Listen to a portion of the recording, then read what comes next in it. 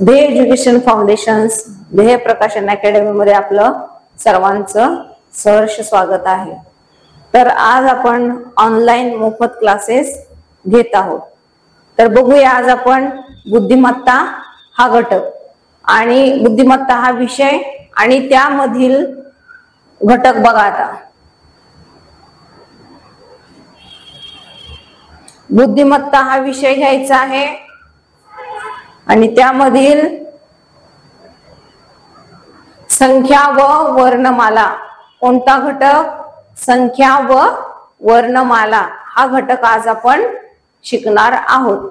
तर बघा, समसंबंध संख्या म्हणजे दोन संख्यांमधील संबंधावर आधारित प्रश्न। कसे प्रश्न? दोन संख्यांच्या संबंधावर आधारित प्रश्न। दोन संख्यांमधील संबंध शोधून त्याच संबंधाचा वापर करून तिसऱ्या संख्येसाठी योग्य अशी चौथी संख्या शोधायची आहे। समसंबंध संख्यांची माहिती बघा। समसंबंध संख्या म्हणजे दोन वेगवेगळ्या संख्यांमधील संबंधाचा अभ्यास। दोन संख्या दिलेल्या असतात, एकाचा संबंध दुसऱ्याशी दिलेला असतो, तो काय संबंध आहे ते आपल्याला शोधायचं आहे आणि फक्त आपल्याला तिसरी संख्या दिलेली असते आणि चौथी संख्या आपल्याला शोधायची असते।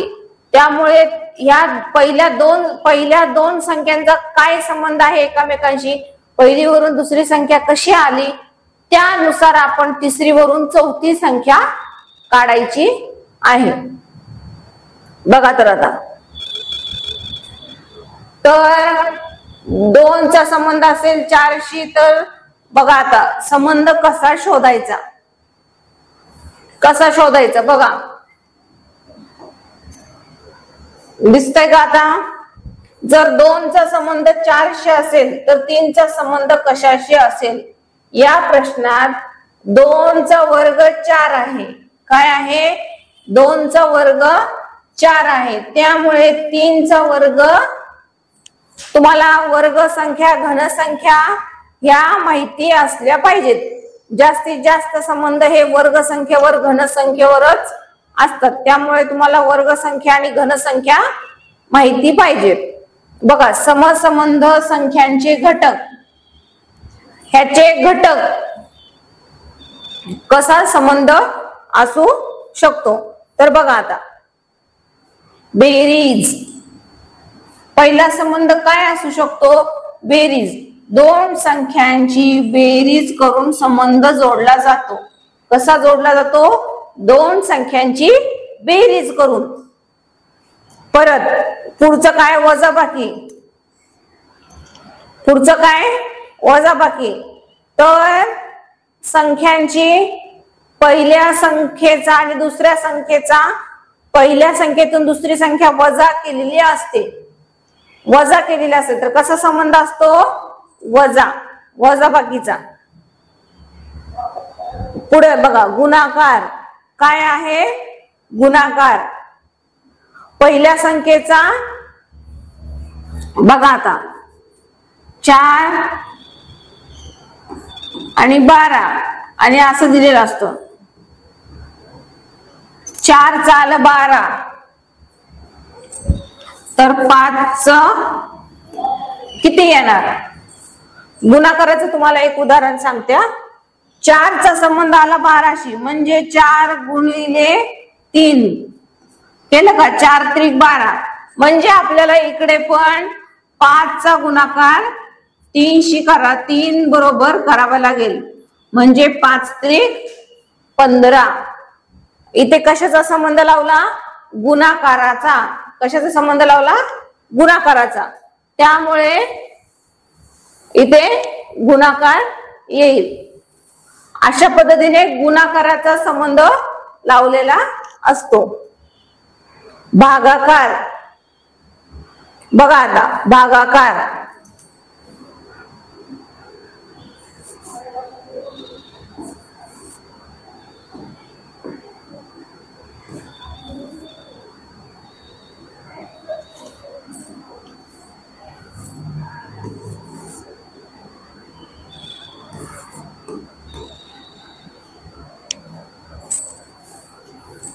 25 ला 5नेच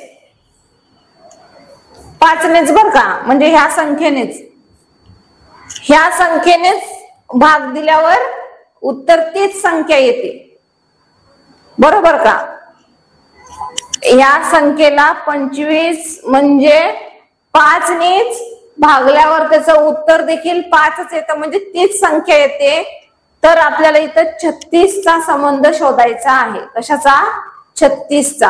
तर 36चा संबंध अशी कोणती संख्या आहे की त्याच संख्येने भागल्यावर त्याचं उत्तर देखील तेच येणार? बघा, अशी संख्या आहे 6. अशी संख्या आहे 6.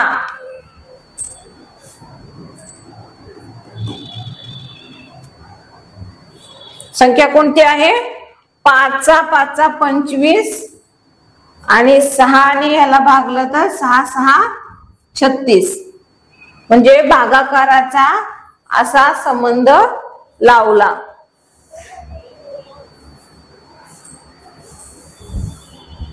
पुढे बघा, आता पुढे काय आहे? वर्ग. काय? वर्ग.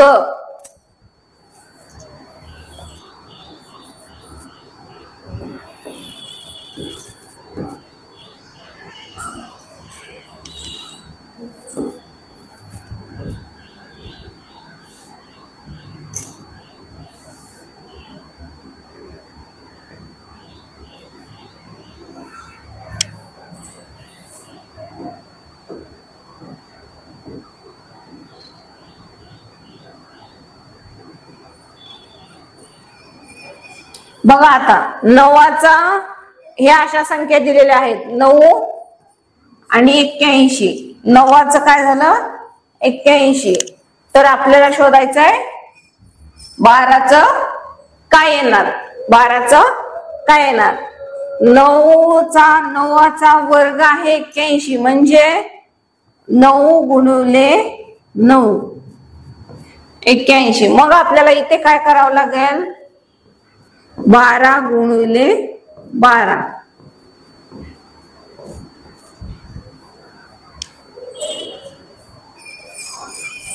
किती येते बघा?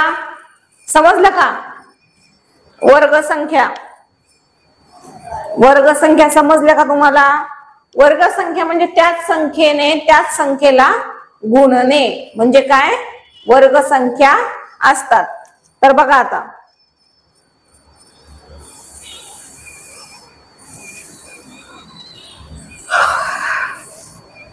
पुढे काय? घनसंख्या.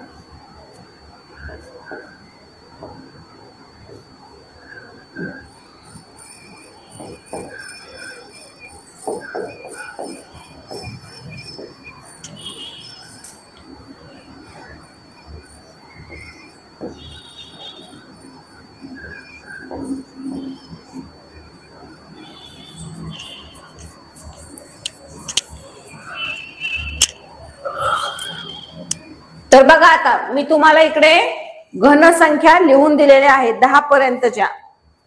इथे दिसणार नाही म्हणून इकडे लिहिलंय. दिसतंय का? ह्या घनसंख्या लिहून दिलेल्या आहेत.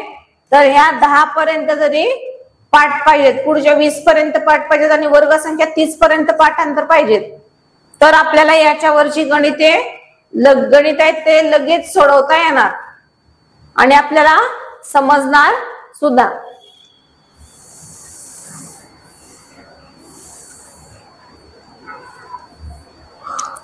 पुढे काय काय आहे बघा, क्रमवार संख्या. क्रमवार संख्या आता हे काय तुम्हाला सांगायची गरज आहे का? क्रमवार संख्या म्हणजे क्रमवार संख्या 10 पासून 20 पर्यंत किंवा 31 पासून 35 पर्यंत अशा क्रमवार संख्या येऊ शकतात. पुढे बघा आता वर्णमाला. इंग्रजी वर्णमाला तुम्हाला माहिती आहे का? वर्णमाला आपल्या वर्णमालेत 26 अक्षरे आहेत. किती अक्षरे आहेत? 26. जर ए पासून झेड पर्यंत ही 2 अक्षरे 2 गटात विभागलेली आहेत, स्वर आणि व्यंजन. पूर्ण आपली 26 वर्णमाला आहे, पण ते 2 गटामध्ये विभागली गेलेली आहेत, एक स्वर आणि एक व्यंजन. तर बघा आता स्वर कोणते आहेत? A, E, I, O, you.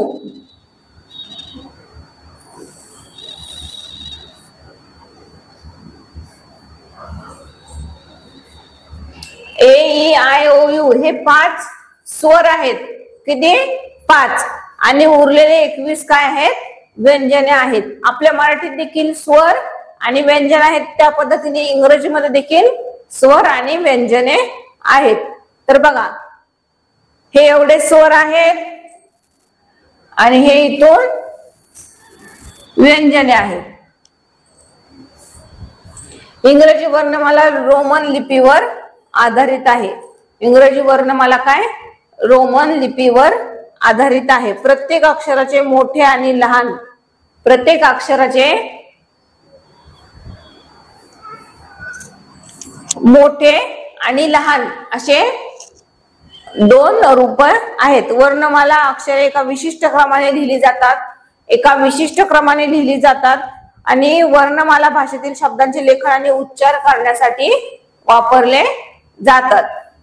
तर बघा आता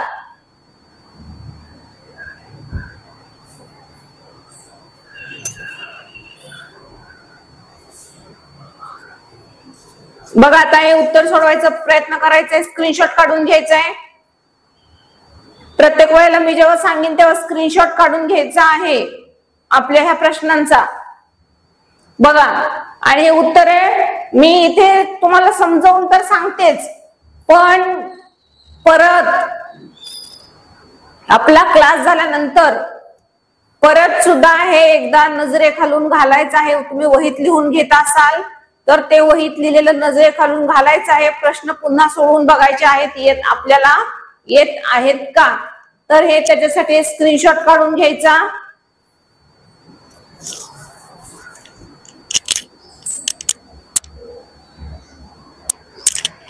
बघा आता आपण बघूया प्रश्न पहिला.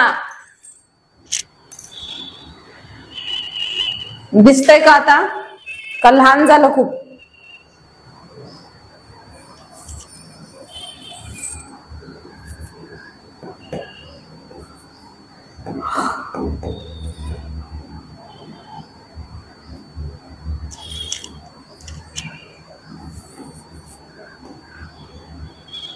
बघा आता प्रश्न पहिला काय आहे? 2चा 4 आहे. काय आहे? दिसतंय का नीट तुम्हाला? 2चा 4 आहे तर 3चे किती येणार? तर बघा ऑप्शन बघा इथं 9, 6, 8, 7 काय आहे? 9, 6, 8 किंवा 7.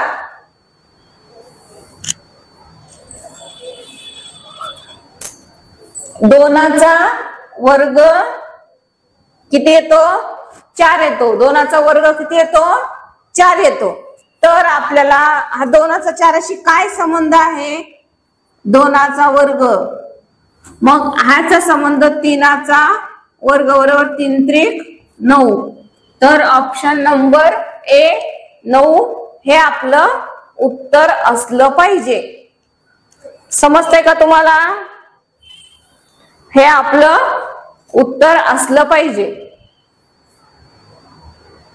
पुढे बघा आता प्रश्न दुसरा. 10चं काय केलंय 20 केलंय, काय केलंय 10चं काय केलंय 20 केलंय, तर 15चं काय होणार? पुढचा नंबर पुढचा अंक काय येईल? 10चं 20 केलंय तर 15चं काय येणार? करा बरं तुम्ही. 10चं 20 केलंय तर 15चं काय येणार? सोपं आहे का नाही करायला? सोपं आहे ना करायला? 10चं 20 केलंय तर म्हणजे 10ची दुप्पट केले म्हणजे दुप्पट म्हणजे 2 ने गुणलं तरी पण उत्तर तेच येणार आणि दुप्पट केली तरी पण उत्तर तेच येणार. तर 10ची दुप्पट 20, 15ची दुप्पट 30, म्हणून आपलं ऑप्शन नंबर 3 हे आपलं उत्तर असणार आहे. पुढे बघा, पुढचा प्रश्न समोर दिसतोय का? प्रश्न क्रमांक 3.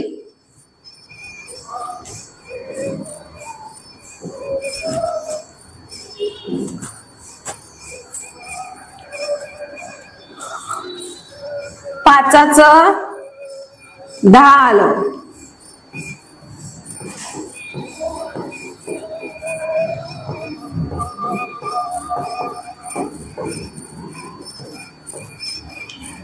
बघा 5चं 10 आलं म्हणजे 5ची दुप्पट केली. काय केली?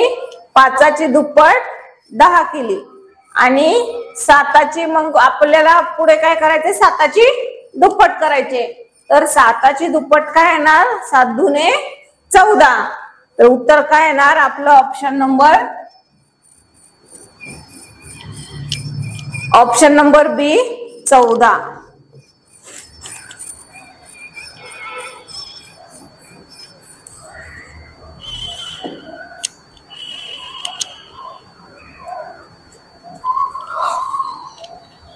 पुढे बघा, तुम्हाला सुचतंय का काही? सुचतंय दिसतंय का काही? काय आहे या प्रश्नामध्ये? पुढचा प्रश्न बघायचा आहे. 27 आणि 9, 27 आणि 9 काय येते बघा?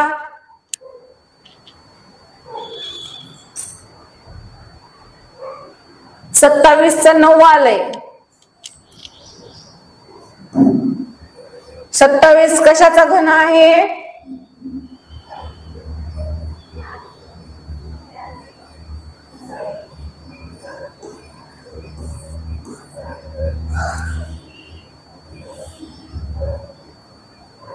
सत्तावीसला बघा, 27ला कशाने भागलं म्हणजे उत्तर 9 आलं. तर 27ला 3 ने भागलं म्हणजे उत्तर 9 आलं. आता आपल्याकडे 64 आहेत. आपल्याकडे काय आहेत? 64 आहेत. 3 कुणाचा वर्ग आहे? 9 कुणाचा वर्ग आहे? 3चा.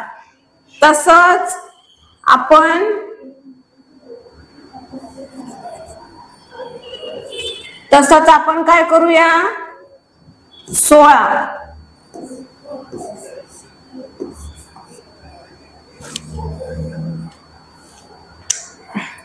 बघा आता मी कसं सॉल्व केलंय बघा. 3 कुणाचा वर्ग आहे? 3चा वर्ग काय? 9. 4चा वर्ग काय? 16. आणि 16 गुणिले 4, 9 गुणिले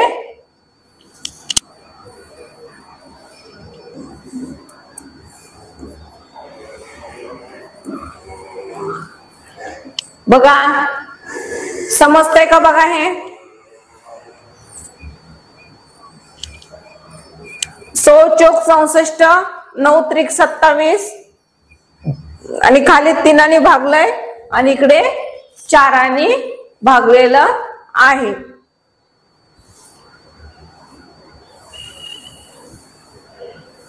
तर याचं उत्तर काय येणार? 16. ऑप्शन नंबर बी 16.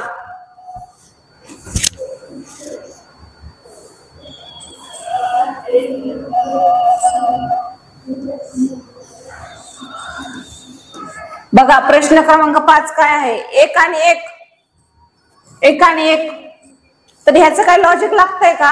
1 आणि 1, एकाचं काय करायचं, एकाचं परत तसंच मांडायचं, म्हणजे 4चं पण परत तसंच 4 मांडूया का इकडे, असं करूया का? इथे एकाचा 1 मांडलाय, मग आपण इथे पण 4चा 4 मांडूया, एकदम सोपं आहे ना? नसतं असं. बघा एकाचा काय आहे, एकाचा आपल्याला तर इथं माहितीये का, एकाचा वर्ग केलाय का एकाचा घन केलाय? कारण एकाचा वर्ग केला तरी पण उत्तर तेच येतं आणि एकाचा घन केला तरी पण उत्तर तेच येतं. मग आता आपल्याला कसं कळणार आपण वर्ग करायचा का घन करायचा?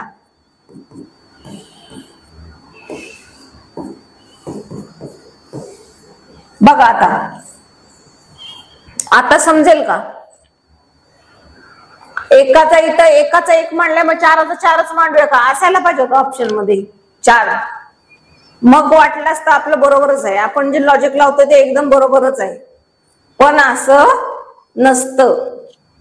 एकाचा वर्ग केला तरी पण एकच उत्तर येतं आणि एकाचा घन केला तरी पण उत्तर एकच येतं.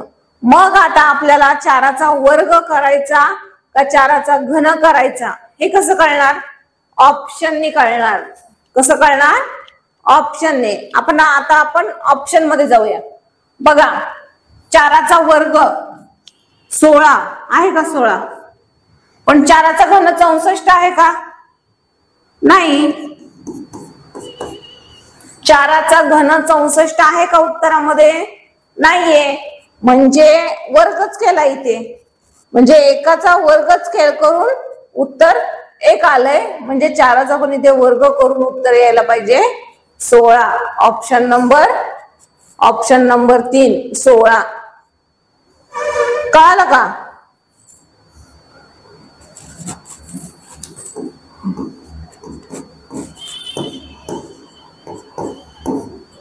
तर स्क्रीनशॉट काढून घ्या ह्याचा स्क्रीनशॉट काढून घ्यायचा आहे.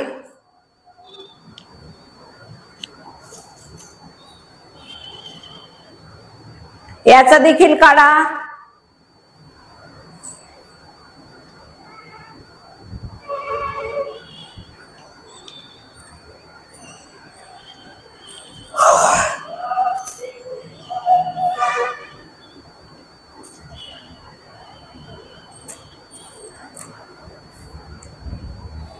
बघा आता इंग्रजी वर्णमालेवर काही प्रश्न, आपण आता संख्यामालेवर बघितले, आता थोडे काही प्रश्न वर्णमालेवर बघूया. बघा आता एच झेड आहे, दिसतंय का? हो दिसतंय. एच काय आहे? झेड आहे. एच झेड कसं काय आलं हे लॉजिक लावा वर तुम्ही. एच झेड कसं काय आलं? ए सुरुवातीचा आणि झेड शेवटचा, बरोबर का? हे दोघं आलेत. बी बघा आपण इथं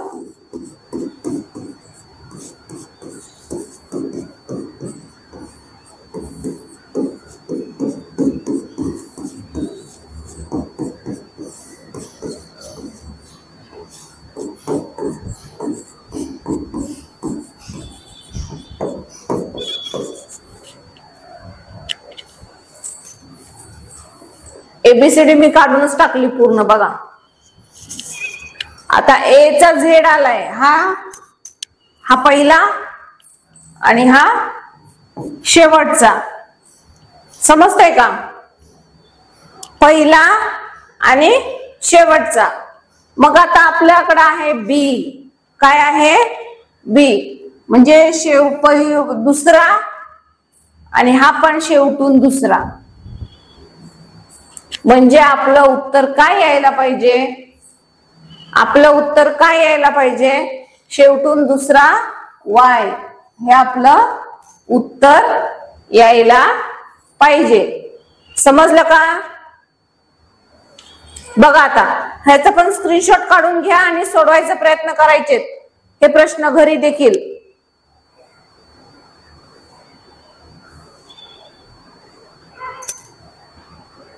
बघा. पुढचा प्रश्न, ईच काय आलंय, जे आलंय. ईच काय आलंय, जे आलंय. बघा ईच जे कुठं आहे, इथं आहे बघा. आय आणि जे. ईच काय आहे, जे. म्हणजे किती अक्षर सोडलेत, 1 2 3 4. किती अक्षर सोडलेत, 4 अक्षरे सोडून दिलेले आहेत. म्हणजे आता आपल्याला के नंतर देखील 4 अक्षरे, के नंतर देखील 4 अक्षरे सोडावी लागणार. 1 2 3 4. म्हणजे आपण कुठं पोहोचलो, बघा कुठं पोहोचलो. कुठं पोहोचलो, पी वर पोहोचलो. कुठे, पी वर.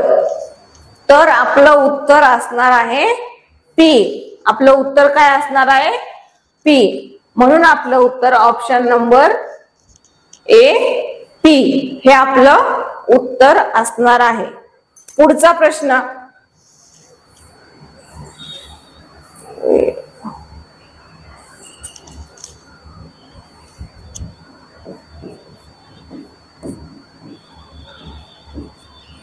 आपल्याला लागणार आहे अजून. बघा आता पुढचं, पीच एस. पीच काय, पी कुठे आहे, पी वरून कुठे उडी मारली, एस वर. पी वरून कुठे उडी मारली, एस वर उडी मारली. तर व्ही वरून, व्ही वरून 1 2 सोडायचा आणि उडी कुठं मारायची, कुठे मारायची उडी, वाय वर. कुठे, वाय वर. म्हणून आपलं उत्तर येणार ऑप्शन नंबर बी, वाय हे आपलं उत्तर असणार आहे. तर बघा आता याचा स्क्रीनशॉट काढून घ्या आणि यामधले प्रश्न घरी सोडवायचे आहेत.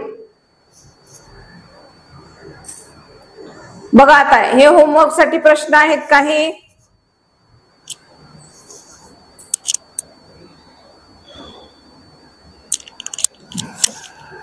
बघा कसे कसे सोडवायचे, तुम्हाला हिंट देते थोडी थोडी. 12 आणि 144, तर 13चं काय येणार, 12चा आणि 144चा काय संबंध आहे, 12 आणि 144 याचा काय संबंध आहे, 12चा वर्ग 144 आहे. काय आहे, 12चा वर्ग 144 आहे. तसाच तुम्ही 13चा वर्ग देखील शोधायचा आहे. समजतंय का, 13चा वर्ग देखील शोधायचा आहे. बघा पुढे बघा प्रश्न दुसरा, 5चा 125 काय आहे, 5चा 125. आता 5चा 125, 5 आणि 125चा काय संबंध आहे ते शोधून घ्यायचं आधी. म्हणजे तसंच आपण 6चा पुढच्या संख्येची संबंध लावून चौथी संख्या काढायची. बघा 5चा 125 आहे बरोबर, 5चा 125 आहे. तर 6चा 5चा घन 125 आहे. बघा 5चा घन 125 आहे आणि त्यामुळे 6चा घन आपल्याला पुढे आला पाहिजे. 6चा घन पुढे आलेला पाहिजे.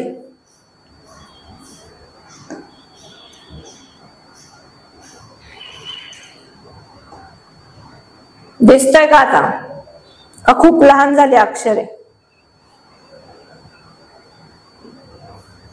बघा प्रश्न तिसरा, तर याच्यामध्ये प्रश्न पण आहेत आणि त्याची स्पष्टीकरण पण दिलेले आहेत. तुम्हाला घरी अभ्यास करताना देखील काही अडचण येणार नाही. हे जर समजलं तर ठीकच आहे, नाही समजलं तर इथून आपण त्याचं स्पष्टीकरण पाहू शकता. बघा, तरी पण फक्त स्पष्टीकरण पाहून पण नाही कळालं तर मी हे एक्सप्लेनेशन देऊन ठेवते तुम्हाला, म्हणजे घरी तुम्हाला कोणता प्रॉब्लेम यायला नको. बघा, 2चा 8 आलं, मग 4चं काय येणार?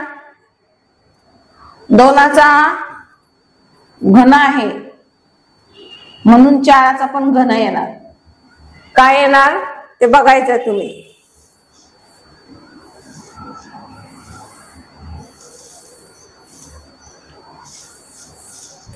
पुढे बघा, 7चा 49. 7 आणि 49चा काय संबंध आहे? 7 आणि 49चा काय संबंध आहे? बघा, 7चा वर्ग येतो 49. 7 7 49 म्हणतो का नाही? 7 7 49. तसा 7चा वर्ग आहे 49 म्हणून 9चा वर्ग घ्यायचं पुढची संख्या. पुढे बघा, 5 प्रश्न 5वा. 10चा 100 तर 11चं काय येणार? 10 आणि 100चा काय संबंध आहे?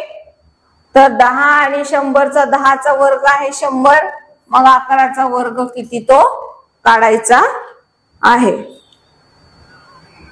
पुढे बघा, स्क्रीनशॉट काढून घ्यायचा याचा आणि हे प्रश्न घरी सोडवायचे आहेत. स्क्रीनशॉट काढून घ्या पटकन.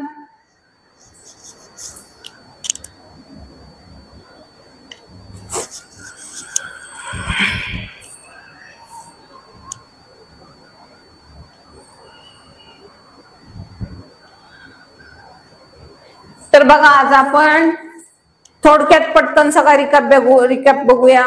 काय काय शिकलो ते आज आपण. आज शिकलो आपण संख्या आणि वर्णमाला. संख्या आणि वर्णमाला इंग्रजीची वर्णमाला. बघा, समसंबंध शोधायचा आहे. तुम्हाला आता कळलं असेल, पहिल्या आणि दुसऱ्या संख्येचा जो संबंध आहे तो संबंध लावून आपल्याला फक्त तिसरी संख्या दिलेली असते आणि त्याच्यावरून चौथी संख्या काढायची असते. बघा, तर समसंबंधामध्ये बेरीज, वजाबाकी, गुणाकार, भागाकार, वर्ग, घन, क्रमवार संख्या हे सगळं येत असतं. बघा, वर्णमालेमध्ये काय काय असतं ते एक वॉवेल साऊंड असतात, म्हणजे स्वर असतात आणि हे व्यंजन असतात. हे लक्षात ठेवायचं आहे. इंग्रजी वर्णमालेवर याच्यावर देखील प्रश्न असतात, स्वर आणि व्यंजन. पुढे बघा, सगळ्या प्रश्नांचे स्क्रीनशॉट काढून घ्यायचे आहेत.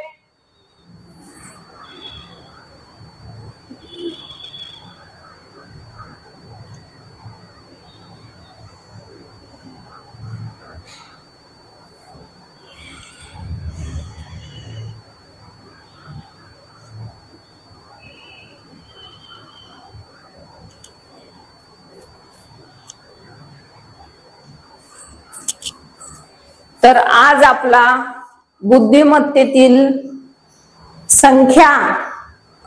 संख्यांचे संबंध आणि इंग्रजी वर्णमाला हे आपले 2 घटक संपलेले आहेत. ओके, थँक्यू, धन्यवाद.